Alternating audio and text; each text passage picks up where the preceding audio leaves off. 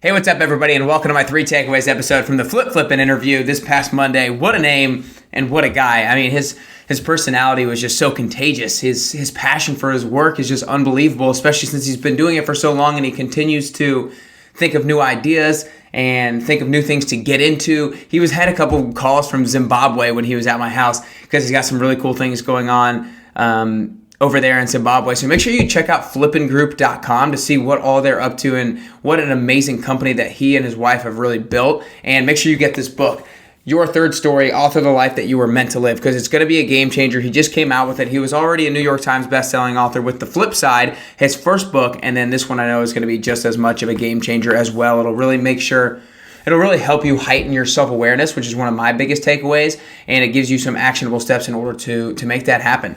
But before we get into the episode, Nashville Fit Magazine is holding a Best of 2019 poll right now, and I would love for you guys to go on and vote for this podcast for Best Local Podcast of 2019. I produce these shows for you guys twice a week for the last little over a year now, and for completely free. I bring you these awesome people, and I work really hard to do it to make sure I bring out the best in them. All I ask is to give a quick vote to make sure this podcast is ranked number 1 on that poll that Nashville Fit Magazine has put on. But outside of that, let's get right into my 3 takeaways. Number 1 is you didn't write your backstory. And I want to start off this takeaway with a quote from his book. It was right here in chapter 1, and it's by Ralph Waldo Emerson. He says, "The only person you are destined to become is the person you decide to be." And I really think that this quote is so important and so powerful because we need to look at every decision that we make as super intentional, because those decisions are going to reflect and determine who we are down the road. So every decision that we make on an hourly basis, on a daily basis, weekly, monthly basis, be very intentional about it, because you need to realize that the summation of all your decisions are going to determine who you become. And that's exactly kind of what Ralph Waldo Emerson is telling in this quote. But kind of more in regards to the first takeaway, you didn't write your backstory. This book is written into different sections: your backstory, your first story, second, and third story. And your backstory and first story are a lot of what you didn't really have any control over: who you were born, who your parents are, where you were born, that sort of thing. And that's not to say that we should make excuses about those things, but it's to say that you still need to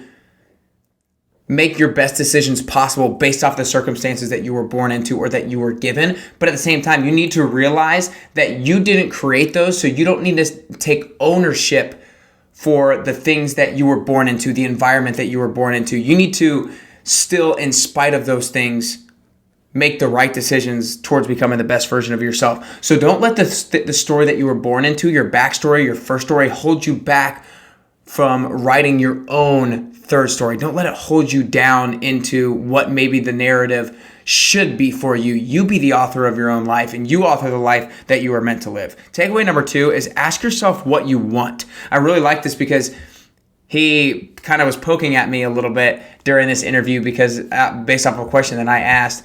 And I've majored in finance and risk management at the University of Georgia, so I thought I was going to go do a job based in that. And so he was poking at me. He was like, you should be in insurance. You should be a mortgage lending officer, which was the job that I had lined up to do after college. He was like, you should be doing that. But for whatever reason, you had this moment, you had this turning point in your life that you asked yourself, or you probably didn't even necessarily ask yourself, but subconsciously you were like, is that really what I want? And you told yourself no, and you kind of saw this other vision. It wasn't necessarily clear, but you had this other vision of what you might actually want, and you went and did that. And I think that was really important. I didn't intentionally necessarily ask the question, what do I really want in my head? But I do think subconsciously that is kind of the process that I went through. And then I asked him, like, how can we generate these moments for ourselves, these decision points for ourselves? And it's just literally sitting down and spending the time, asking yourself, what do you really want? Becoming more self-aware, becoming like what your true talents, what your true powers are. How can you most contribute to this world to make the biggest impact on other people's lives? So I would really encourage you to take an actionable step away from this and just sit down for a few minutes and write down aimlessly. Write down like what do you really want? Like what down the road, what 10 years down the road do you want your life to look like? What do you want to have accomplished up to that point? And what do you want to be doing at that point in your life? Take that actionable step to really ask yourself and see what you come up with. Number 3 is self-awareness is a constant process. It's a constant journey. I think that if we're lucky, every single day we can find something out about ourselves that we didn't really realize beforehand. But the only way we can do that is by a couple things, by putting ourselves into uncomfortable situations that allow us to bring something out of us that we hadn't seen beforehand. Because if you're just going through the same routine, the same schedule, the same run-of-the-mill job, the same run-of-the-mill experiences every single day, you're never going to learn anything new about yourself. So you got to find a way